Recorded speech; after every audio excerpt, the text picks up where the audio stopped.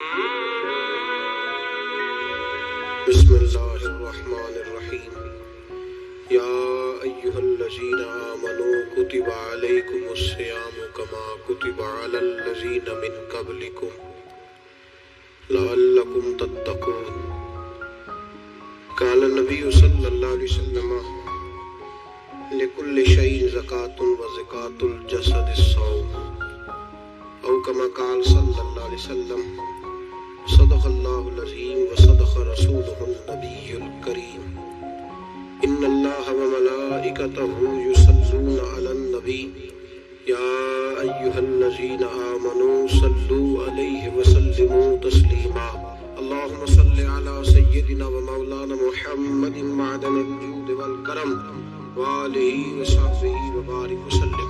حمد و صلاۃ کے بعد قرآن مجید سورہ بقرہ، اللہ تبارک و تعالیٰ نے ارشاد فرمایا یا ایھا الذین آمنوا کتب علیکم الصیام، اے ایمان والو تم پر روزے فرض کیے گئے، کما کتب علی الذین من قبلکم، اسی طرح جس طرح تم سے پہلے لوگوں پر فرض کیے گئے تھے، لعلکم تتقون، تاکہ تم پرہیزگار ہو جاؤ، متقی ہو جاؤ، اللہ سے ڈرنے والے بن جاؤ، گناہوں سے بچنے والے بن جاؤ، اپنی زندگی کو رب رسول کے احکامات کی روشنی میں گزارنے والے بن جاؤ۔ روزہ ایک پریکٹس ہے، ایک مجاہدہ ہے، ایک جد و جہد ہے۔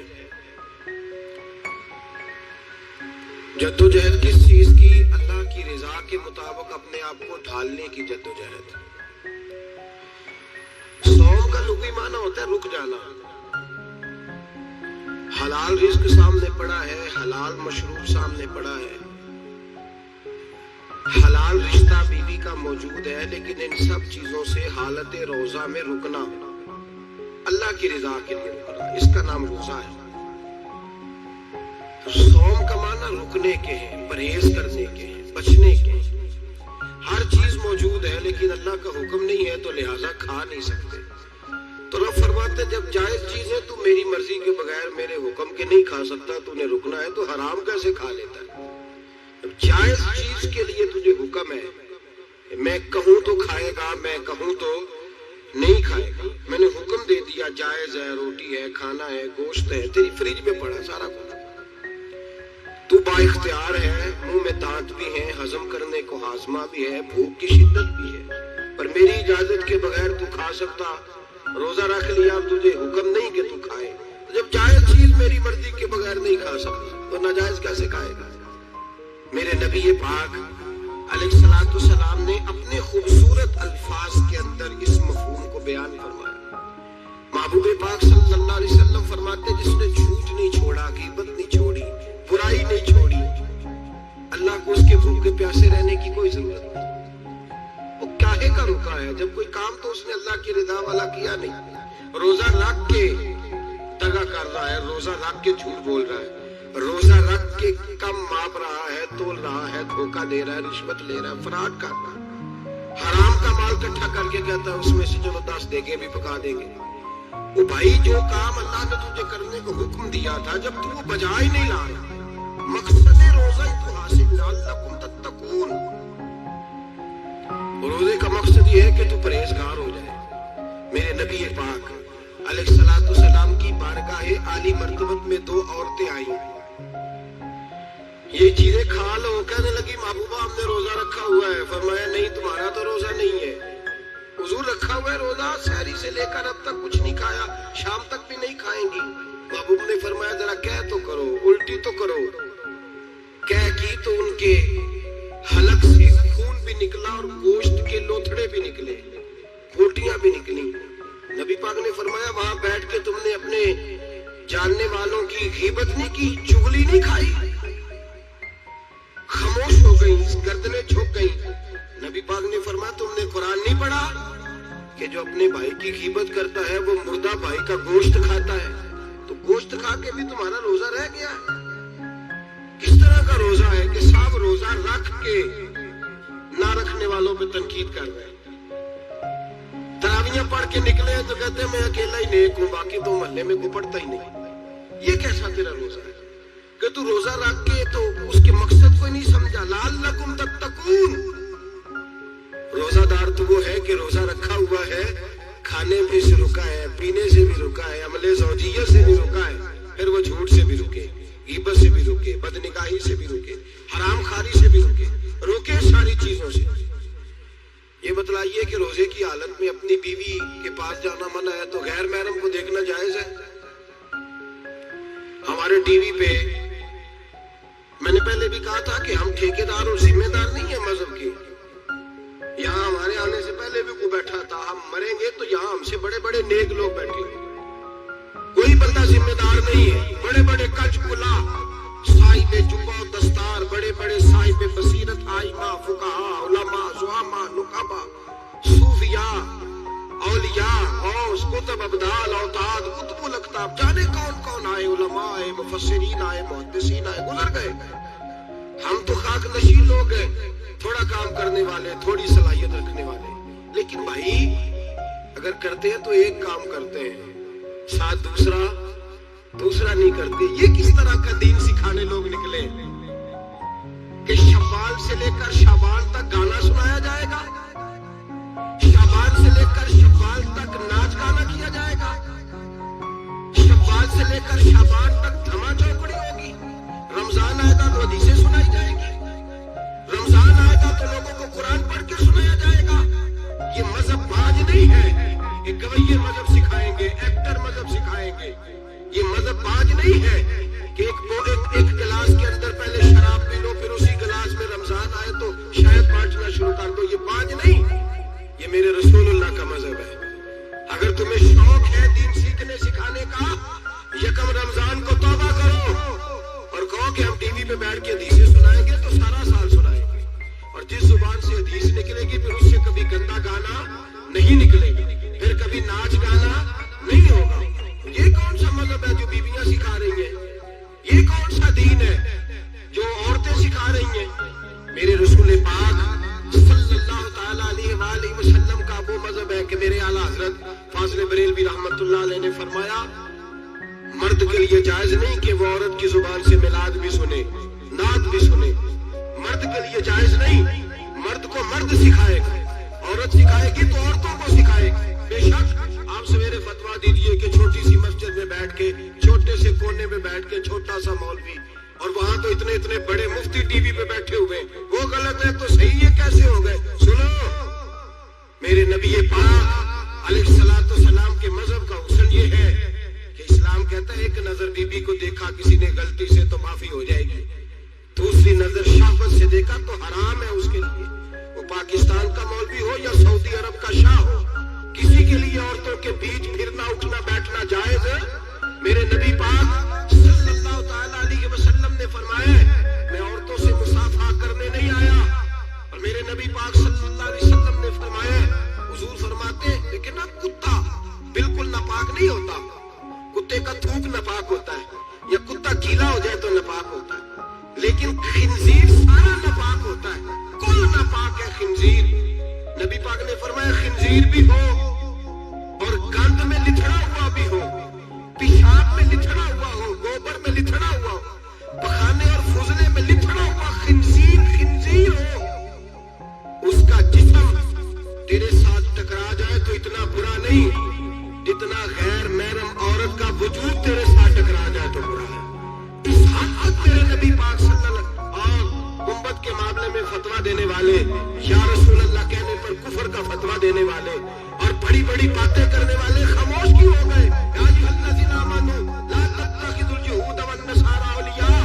رب فرماتا ہے یہودیوں اور عیسائیوں کو دوست نہ بناؤ, یہ تمہارے دوست ہو سکتے ہیں, یہ تمہارے سجن ہو سکتے ہیں. جب عرش کا مالک کہہ رہا ہے سجن نہیں ہو سکتے تو دوستی کی بات کیسے بڑھا رہا ہے؟ یا رسول اللہ ہمارے سجن کون ہو سکتے ہیں؟ فرمایا تمہارا دوست وہ ہو سکتا ہے جو محمد عربی کا غلامی کرنے والا ہو, جو رسول اللہ کی نوکری کرنا ہو دوست ہوگا. دوسرا دوست ہو سکتا کوئی ایکٹر مذہب نہیں سکھائے گا, کوئی گویہ مذہب نہیں سکھائے گا. حضرت جناب سیدنا جنید بغدادی, بغداد کے پیر سے کسی نے پوچھا تھا آج سے 1100-1200 سال پہلے, وہ تو زمانہ ویسے نیکی اور پرہیزگاری کا تھا, کہا بابا جی مرد اور عورت نیک ہو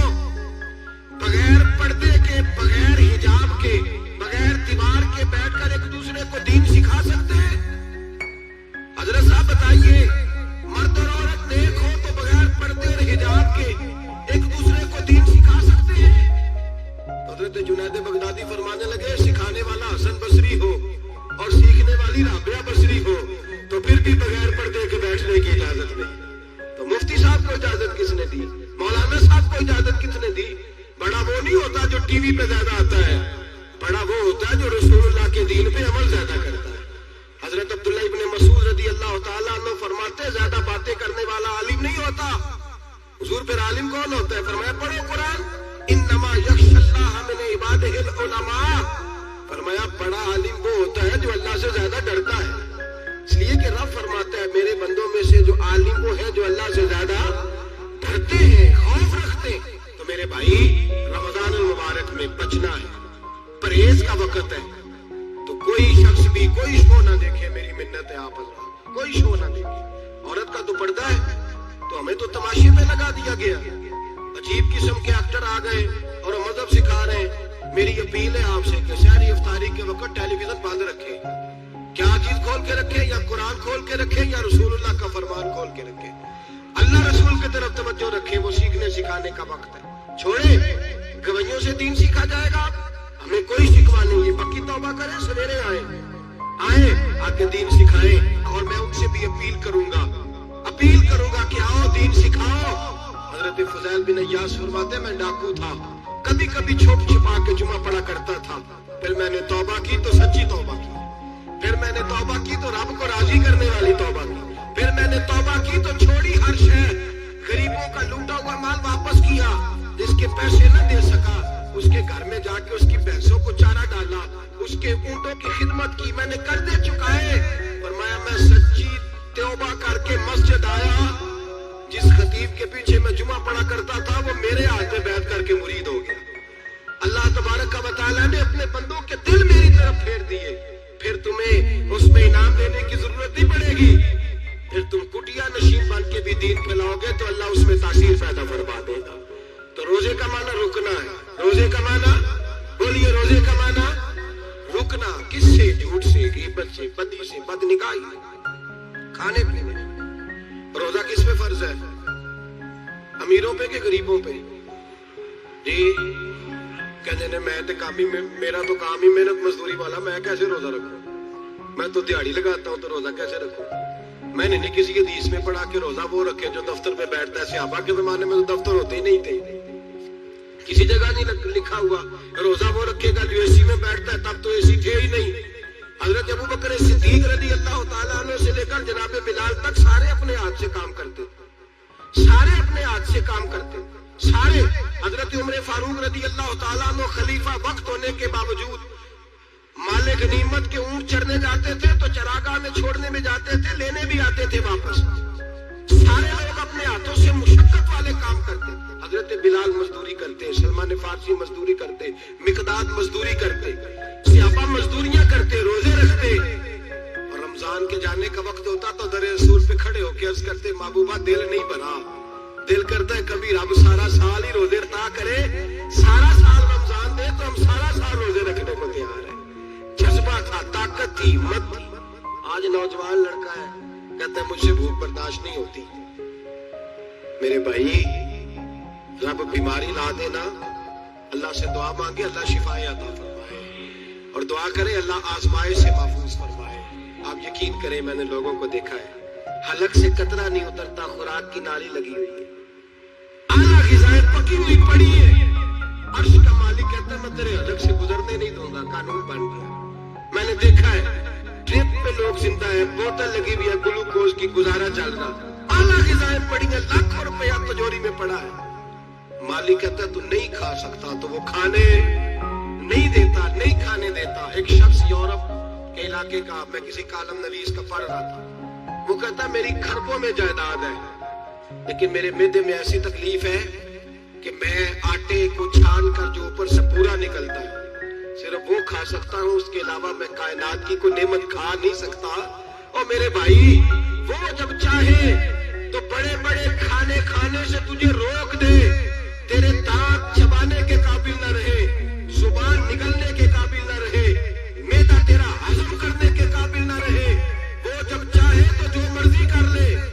وہ کہتا چل تو میری مرضی پہ چلنا، ایک مہینہ میرے کہنے پہ نہ کھا، ایک مہینہ میرے کہنے پہ نہ کھا تو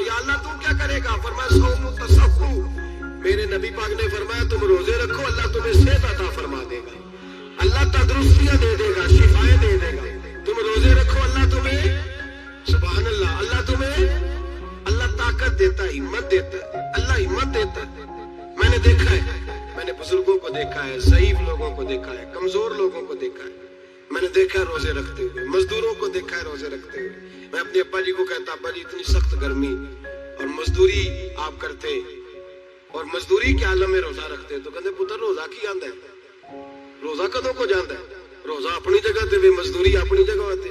اور کئی دفعہ مینوں فرمان لگے, مینوں یار سمجھ کوئی نہیں لگتی, پتہ نہیں روزے چ اللہ طاقت کتوں دے چڑھدا ہے, اتنی زیادہ کام بھی زیادہ کریدا ہے تے روزہ بھی رکھ. بھائی صوم تصخو, میرے مصطفیٰ نے فرمایا تو روزہ رکھ, اللہ تجھے صحت عطا فرما دے گا. رب تعالیٰ تجھے, یہاں ہوٹل کھلے ہوئے ہیں,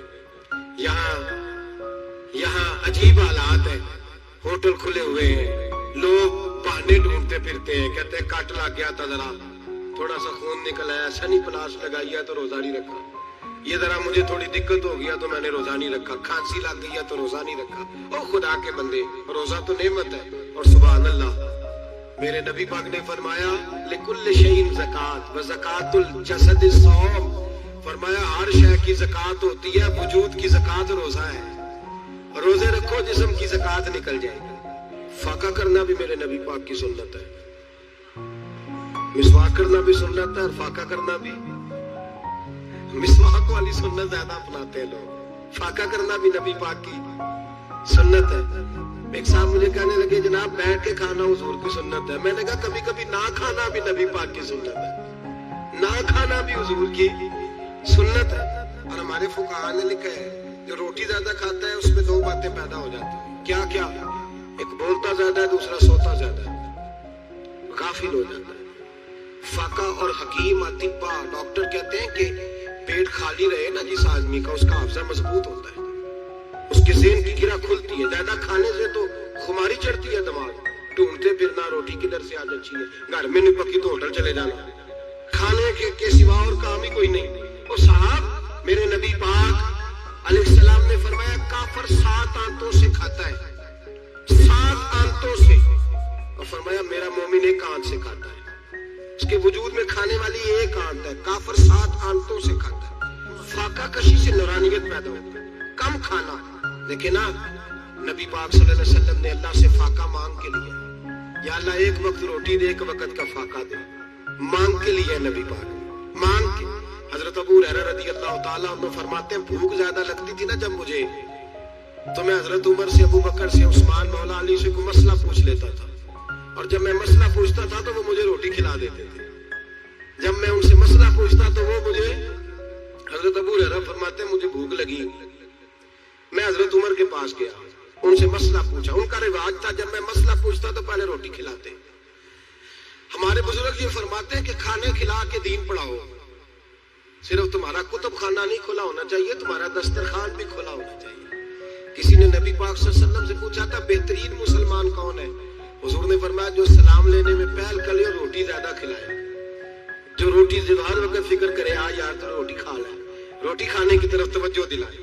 کھلانا سنت ہے, زیادہ کھانا اس میں بھی فرق رکھے.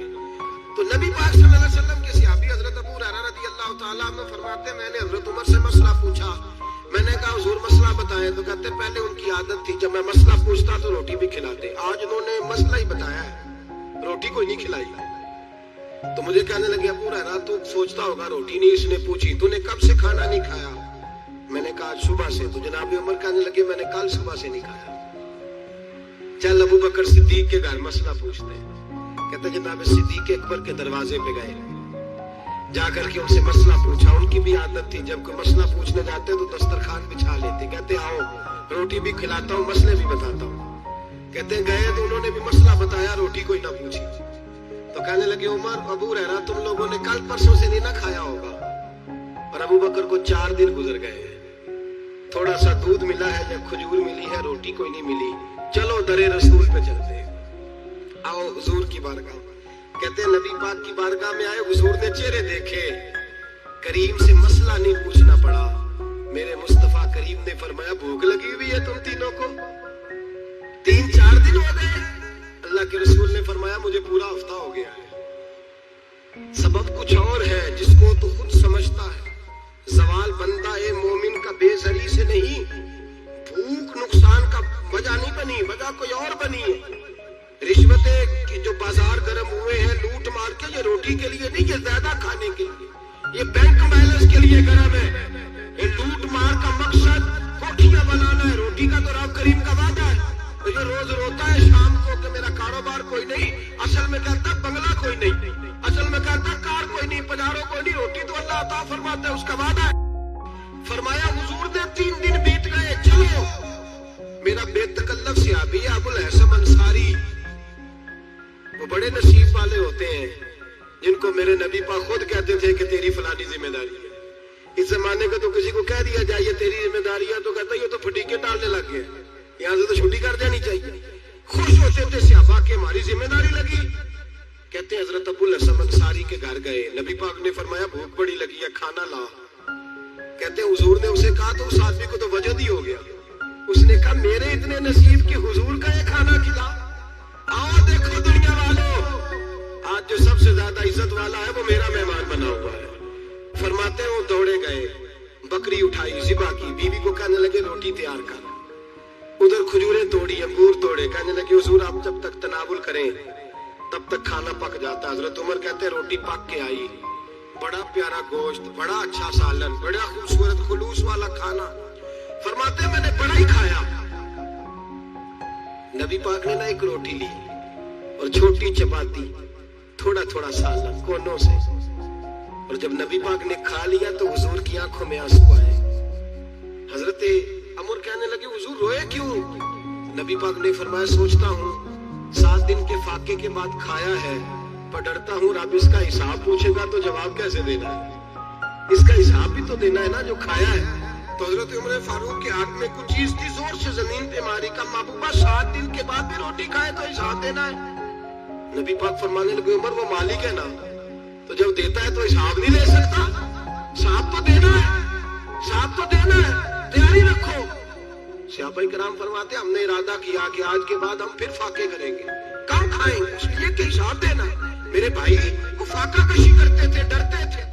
वहां तो लोग खा के बीमार है, खाते जा रहे हैं, सोते जा रहे हैं, खाते जा रहे हैं, सोते जा रहे हैं। ये भी वक्त आएगा रमजान शरीफ का, सवेरे दर्स पे हो कहते नींद बड़ी आती है, सवेरे 2 पारे पढ़ के सोया करो कहते शाम नींद बड़ी आती है, फजर के बाद ये तो वक्त होता है अल्लाह अल्लाह करने का, शहरी का, खाते जा रहे हैं, सो लोग जमात से नमाज नहीं पढ़ते सो जाते हैं, जमात का सवाब छोड़ के सो जाएंगे। भाई रमजान मुबारक में फाका कशी की ट्रेनिंग होती है, फाका कशी की तरबियत ले, रमजान में रोके अपने आप को, तरबियत होगी।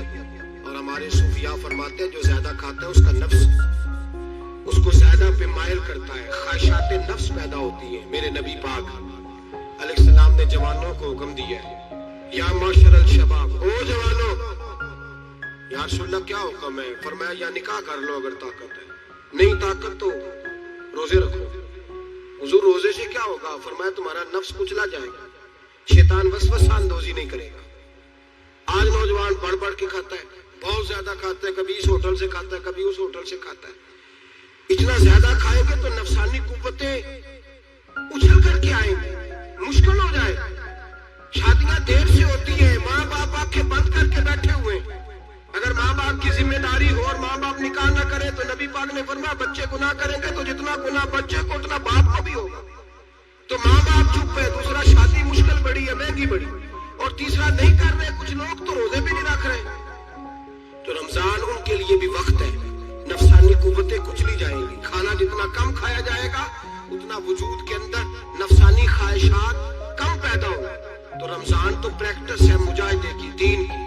और दूसरा मेरे हबीबे पाक सल्लल्लाहु अलैहि वसल्लम ने फरमाया है, हुजूर फरमाते हैं कि रमजान और कुरान का आपस में रिश्ता है। कुरान पाक कितना पढ़ना चाहिए रोजाना?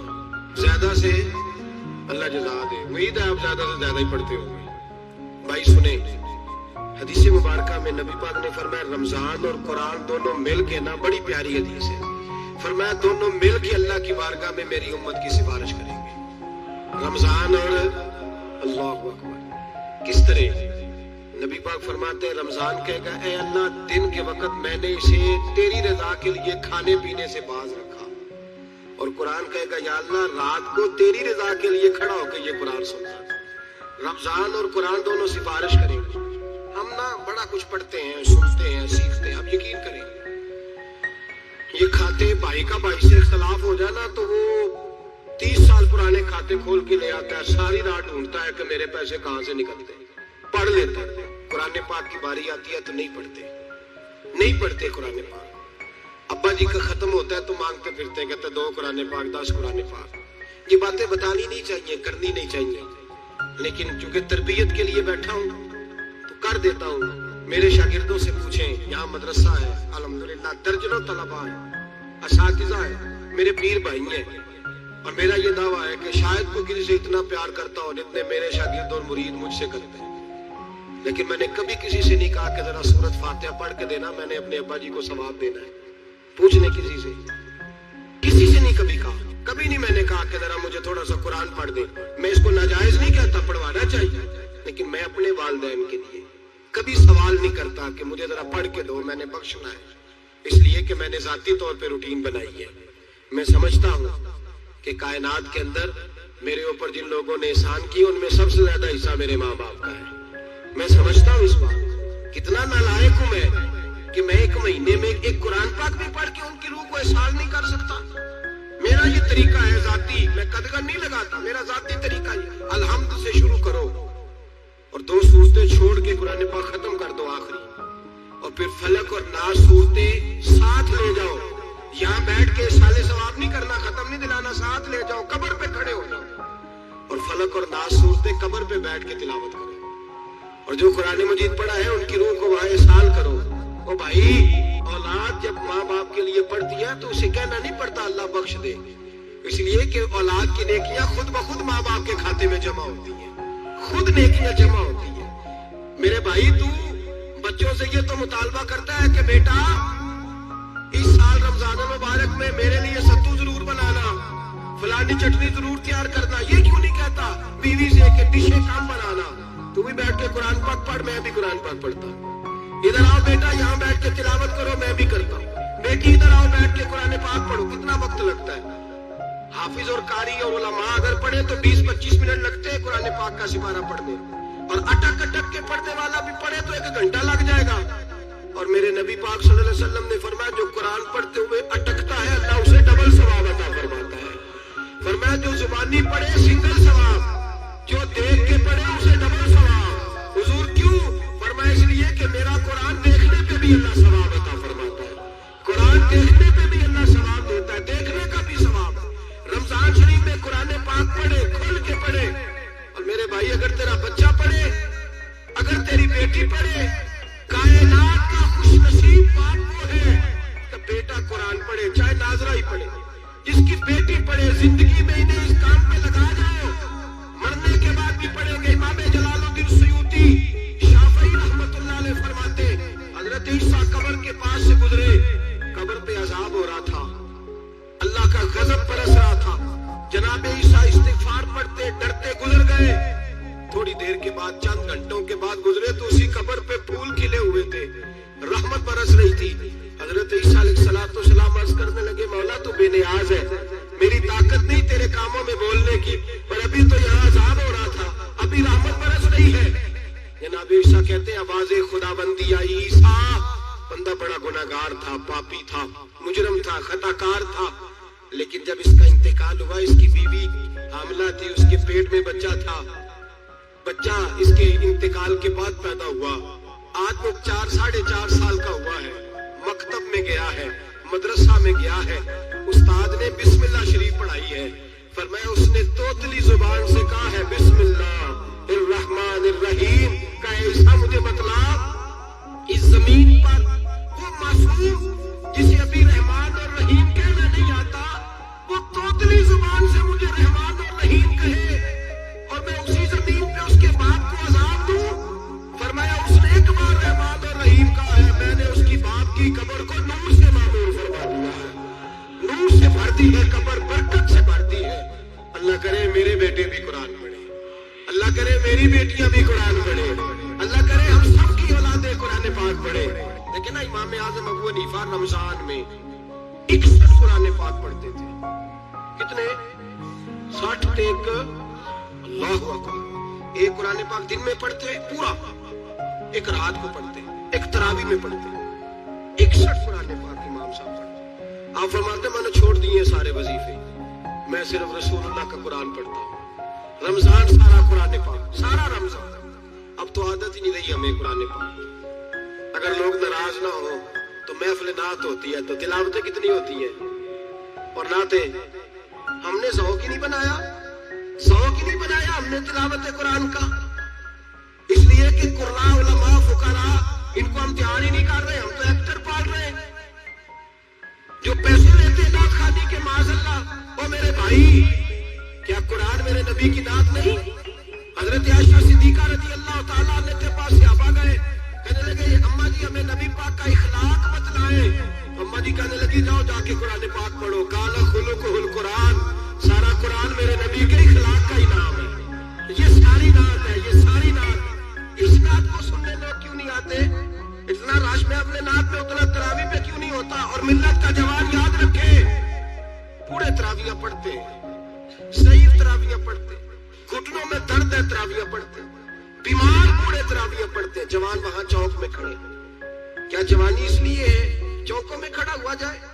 کیا جوانی اس لیے ہے کہ سعودی عرب جانے کے لیے پاسپورٹ بنانا ہو تو 2.5 گھنٹے کھڑا رہے, تو شناختی کارڈ کے دفتر تو کھڑا رہے, پروٹیکٹر کے لیے کھڑا رہے, کافروں کے سامنے کاسا لیسی کرنے کے لیے تو کھڑا رہے, تو نوکری پہ جائے تو ساری رات کھڑا رہے, اور تو قرآن کے لیے کھڑا نہیں ہوتا؟ میرے محبوب نے فرمایا من قام ایمانا واحتسابا غفر له ما تقدم من ذنبه. فرمایا جو رمضان المبارک میں اللہ کی رضا کے لیے گناہوں کی معافی کے ارادے سے قیام کرے گا, راتوں کو عبادت کرے گا, اللہ اس کے پچھلے سارے گناہ معاف فرما دے گا. نوجوان ارادہ کریں, پروگرام بنائیں.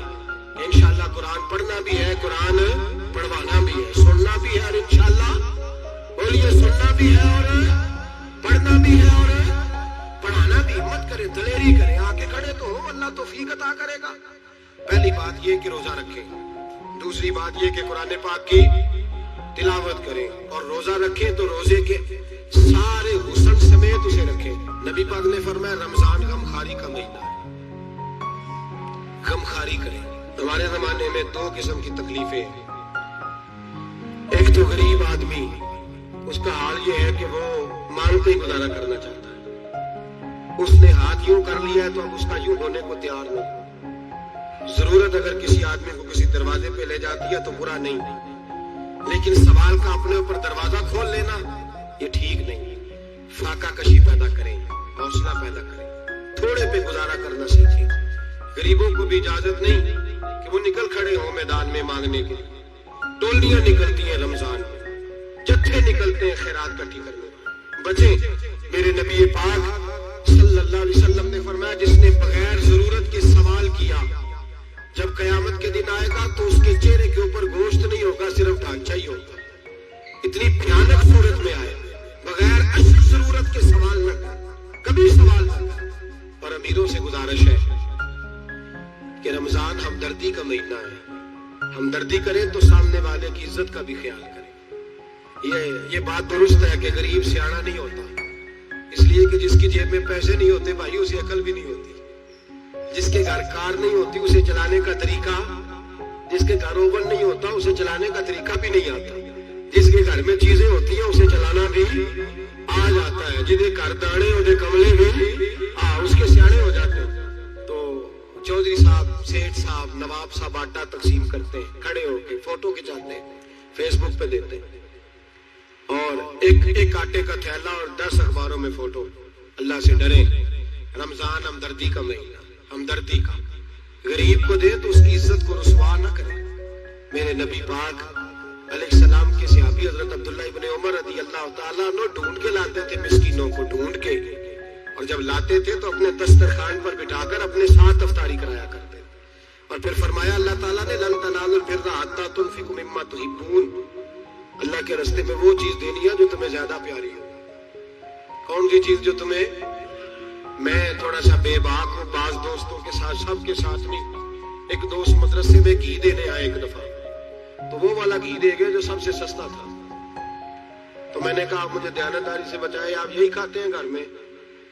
کہنے لگے نہیں, تو میں نے کہا پھر ہم نے بچے مارنے کے لیے تو نہیں نہ رکھے ہوئے, کیا وہ والا کی اللہ کے راستے میں پیاری چیز دے رہی ہے نا, اس لیے گلے گلے نوٹ لوگ مسجد کے گلے میں ڈال جاتے ہیں, پھٹے ہوئے ڈال جاتے ہیں, کہتے ہیں جوڑ لیں گے مولوی صاحب. اور خدا کے بندے پیاری چیز دینی تھی تم نے, اور تو نے اس کا ترجمہ الٹ کر لیا ہے.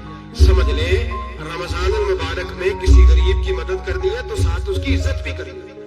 نبی پاک علیہ السلام کے دروازے پر جب سے یہ جملہ ایک ہے لیکن بڑا قیمتی ہے, صحابہ کہتے ہیں جب ہم دروازہ رسول پہ جاتے تھے خیرات بھی ملتی تھی اور عزت بھی ملتی تھی. خود بھیک دے خود ہی کہیں منگتے کا بھلا ہو, خیرات بھی ملتی تھی اور عزت بھی ملتی تھی. نبی پاک ساتھ عزت بھی دیتے تھے, مسکین کو غریب کو دیں اور خیر خائی کریں. جوتے بیچنے والے جوتوں کے ریٹ سستے کریں, کپڑا بیچنے والے کپڑے کا ریٹ, درزی صاحب بھی ریٹ سستا کریں, دکاندار بھی چیزوں کا ریٹ, حکیم صاحب پیسے کم لیں, ڈاکٹر پیسے کم کریں, حکومت نرخوں میں کمی کرے, اور یہ کام اجتماعی طور پہ کرے. میرے نبی پاک نے فرمایا رمضان غمخواری کا مہینہ ہے, اس میں غمخواری کرنی ہے, دوسرے کا خیال کرے, اظہار کریں, قربانی کریں. یہاں ہر چیز کا ریٹ بڑھ جاتا ہے رمضان شریف میں. ہر آدمی کہتا ہے میرا سیزن آ گیا ہے, توجہ بڑھائیں, خیال کریں, غمخواری کا مہینہ ہے. اور پھر آپ لوگوں سے یہ بھی گزارش ہے کہ رمضان المبارک کا جب مہینہ آئے تو جس آدمی کے ساتھ نیکی کرنی ہے وقت پہ کریں. کسی غریب کو پیسے دینے ہیں, کپڑے دینے ہیں تو یکم رمضان کو دیں. میں اکثر دوستوں سے پوچھتا ہوں, میں کہتا ہوں قاری صاحب نو جوڑا کدو دیندے ہو, کہندے 27 والے دن. میں کہ مینوں لگ گئی سمجھ, تہاڈی سازش ہے کہ سواں کے پا نہ لوے.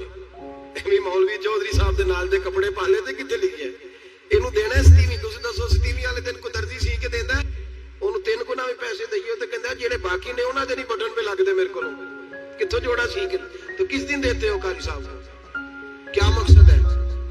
پہننے کے لیے دے رہے ہو یا اس لیے دے رہے ہو کہ نہ پہن سکے؟ تو بھائی آپ جب کسی کو کوئی چیز دیں گے تو کب دیں گے؟ جب وہ استعمال کر سکے. غریب کو لوگ فطرانہ دینے جاتے ہیں عید سے ایک دن پہلے, تو کیا کرے گا اس کا؟ نہ تو کپڑے خرید سکا نہ روٹی لا سکا. بلکہ میرے حضرت صاحب فرماتے ہیں رمضان سے پہلے دے دو, رمضان کی نیت کر کے رمضان سے 1-2 دن پہلے دے دو, اللہ رمضان جتنا ثواب ہی عطا فرمائے گا. رمضان سے پہلے دو جس کو خوشحالی, قبل از وقت تیاری کرو. میرے قبلہ صاحب فرمایا کرتے اپنے کپڑے بعد میں, غریب کے بچوں کے کپڑے پہلے, اپنے گھر کی ضروریات بعد میں, غریبوں کی ضروریات. اس لیے کہ اللہ پاک نے ان کا رزق بھی ہمارے گھر بھیج دیا. ہماری ڈیوٹی لگائی ہے کہ تم نے بانٹنے والے بنو, اور یہ ذہن بنائے کہ پتہ نہیں کس کا حصہ تھا جو اللہ نے میرے گھر بھیجا. یہ ذہن بنا کے بنو, اور جس کو دینے جائیں ہاں آپ کو اجازت ہے تھوڑا بہت پتہ کرنے کی, لیکن تھوڑا بہت تفتیش کرنے کی اجازت, بال کی کھال اتارنے کی اجازت. میں نے دیکھا ہے لوگ غریبوں کا انٹرویو لیتے ہیں, تیرا تو فلانا کمانے والا نہیں, تیرا تو فلاں بچہ. او بھائی بہت سارے غریب ایسے ہیں, بڑے ہیں جو کمانے کی کوشش کرتے ہیں لیکن ان کا سبب نہیں بنتا. ہاں ہے ایسے لوگ جو سعودی عرب چلے گئے, کہتے ہیں تیرا تو فلاں باہر نہیں گیا, ہے کیا ہے, لیکن سارے سعودی عرب جانے والے بھی مال کمانے کی طاقت نہیں رکھتے. کئی وہاں بھی بیٹھ کے بیچارے قرضوں میں الجھے ہوئے ہیں, وہاں والوں کے ظلم کا شکار ہے. بہت ساری آزمائشوں میں تو تفتیش کرتا ہے. میرے امام شافعی کا ایک جملہ اگر آپ کو یاد رہ گیا تو بات بن جائے گی. امام شافعی رحمت اللہ, بلکہ حضرت غوث اعظم جیلانی کے پاس وہ بات آپ کو زیادہ فائدہ دے گی. حضرت غوث اعظم جیلانی کو ان کا ایک مرید سمجھانے لگ گیا, کہنے لگا حضرت جی آپ سب کو دیتے رہتے ہیں, ہر بندہ مستحق نہیں ہوتا, ذرا ٹٹول کے دیا کرے. تو غوث اعظم جیلانی فرمانے لگے بھائی مجھے تو لگتا ہے تو بھی ان چیزوں کا مستحق نہیں تھا جو اللہ نے تجھے عطا کر دی ہے. پہلے تو بتا تو مستحق تھا, تجھے اپنی حیثیت اوقات کا پتہ ہے جو اللہ نے تجھے دے دی ہے. طاقت تھی, کوالٹی تھی, تیرے اندر وہ صلاحیت تھی. رب نے تو نہیں تیری تفتیش کی کہ تو قابل ہے کہ نہیں, تو اللہ کے بندوں کی تفتیش کرتا پڑتا ہے. امام شافعی فرمایا کرتے, امام شافعی فرماتے رب تجھے پرکھ کے نہیں دیتا, ٹٹول کے نہیں دیتا, رسوا کر کے نہیں دیتا. تو غریبوں کے ساتھ یہ سارا ظلم کیوں کرتا ہے؟ بس پتہ چل گیا وہ ضرورت مند ہے تو دے. اس لیے کہ اجر تجھے غریب نے نہیں دینا, اجر اللہ نے دینا ہے. اور اللہ اجر عمل پہ نہیں دیتا, اللہ تو نیت پہ اجر عطا فرماتا ہے. تو نیت دیکھ تیری کس طرح کی. تو میرے بھائی غریب کو دے, قبل از وقت دے. رمضان مبارک میں چوتھا کام, بات آخری اور چوتھا کام سنیں. رمضان میں دین سیکھیں. شیطان قید ہوتا ہے زیادہ سے زیادہ, اور جب آدمیوں کا پیٹ خالی ہوتا ہے نا تو ذہن جو ہوتا ہے نا وہ بھی اس کا فریش ہوتا ہے. اس میں کوشش کریں دین سیکھنے کی. میرے نبی کریم صلی اللہ علیہ وسلم نے اس دین کو علم کا دین قرار دیا ہے, شعور کا دین قرار دیا ہے, فہم کا دین قرار دیا. نبی پاک صلی اللہ علیہ وسلم نے فرمایا ایک عبادت کرنے والا عشاء کے بعد کھڑا ہو اور فجر تک نماز پڑھتا رہے. ایک عالم دین عشاء پڑھ کے سو جائے, اٹھ کے فجر پڑھ لے, تو وہ 70 عبادت کرنے والوں کا درجہ زیادہ نہیں, عالم کا درجہ پھر بھی زیادہ ہے. اس عالم دین کا درجہ زیادہ ہے اس لیے کہ وہ لوگوں کو آگاہی دیتا ہے, شعور بخشتا ہے. یہ دین جو ہے, یہ نبی پاک صلی اللہ علیہ وسلم نے فرمایا عبادت کرنے والے پر عالم کا درجہ اتنا ہی زیادہ ہے جتنا میرا درجہ اپنے غلاموں پر زیادہ ہے. عالم کو حضور نے اتنا بڑا مقام دیا. دین سیکھیں, شعور حاصل کریں. یہ فقاہت کا دین ہے, شعور حاصل کرنے کا دین ہے. اور نبی پاک صلی اللہ علیہ وسلم نے فرمایا دین کی ایک بات سیکھ لینا 1000 نفل پڑھنے سے زیادہ درجہ رکھتی ہے. دین کی ایک بات سیکھ لینا 1000 جنازے میں شرکت سے زیادہ درجہ رکھتی. دین کی ایک بات سیکھ لینا, میرے نبی پاک صلی اللہ تعالی علیہ وسلم ارشاد فرماتے 1000 مریض کی عیادت کرنے سے زیادہ درجہ رکھتی. فرمایا جس نے رات کے ایک لمحے میں دین کی ایک بات سیکھی, اللہ اسے ساری رات عبادت کرنے سے زیادہ ثواب عطا فرمائے گا. میرے ایسا فرمایا کرتے جب سیکھنے والے کو یہ ثواب ملے گا تو بتائیے سکھانے والے کو کتنا ثواب ملے. اسے اللہ کتنا درد. رمضان آ رہا ہے, شیطان قید ہے, دین پھیلانے کی کوشش کریں, جدوجہد کریں. بڑی نیند آتی ہے فجر پڑھ کے, لیکن اگر کسی کا ارادہ بن جائے کہ دین سیکھنا بھی ہے اور دین بچوں کو, تو پھر کوئی نیند غلبہ. ایک مثال ایک عالم نے سمجھائی. کوئی بزرگ تھے, درویش عالم, ان کے پاس ایک عورت آئی, کہنے لگی میں بچوں کو سویرے بڑا جگاتی ہوں, بچے جاگتے نہیں نماز کے لیے. بڑا عجیب جواب دیا بزرگوں نے, درویش نے, عالم نے. کہنے لگے بی بی کیوں نہیں جاگتے, جگایا کر, بیدار کیا کر, اٹھایا کر. کہنے لگی بڑی جدوجہد کرتی, اٹھتے نہیں, بیدار نہیں ہوتے. اللہ والے تھے نا. کہنے لگے یہ بتا اگر اس کمرے میں آگ لگ جائے تو پھر بچوں کو کیسے بیدار کرے گی, آگ سے بچانے کے لیے کیا کرے گی. پھر تو بالوں سے پکڑ دی, گھسیٹنا پڑا تو گھسیٹ کے کمرے سے لاؤں گی. پھر تو چوٹیں لگتی ہیں تو لگ جائیں, پھر میں پرواہ نہیں کروں گی. آپ فرمانے لگے یوں سمجھ لے جہنم کی آگ جل رہی ہے. اگر تیرے بچے نے نماز نہ پڑھی تو آگ لگ جائے گی, اگر اس نے عبادت نہ کی تو اسے آگ, اب جیسے بھی تجھے اٹھانا پڑتا ہے اٹھا گھسیٹ کے باہر لا, لیکن اس کی نماز قضا. نیند بڑی آ رہی ہے سویرے, لیکن اگر دین نہ سیکھا تو مشکل ہو جائے گی. جیسے بھی اپنے آپ کو جگانا چاہیے, ہمت کرنی چاہیے, دلیری کرنی چاہیے. ہمیشہ مدحت خیر الانام میں گزرے, دعا ہے یہ عمر درود و سلام میں گزرے. آخر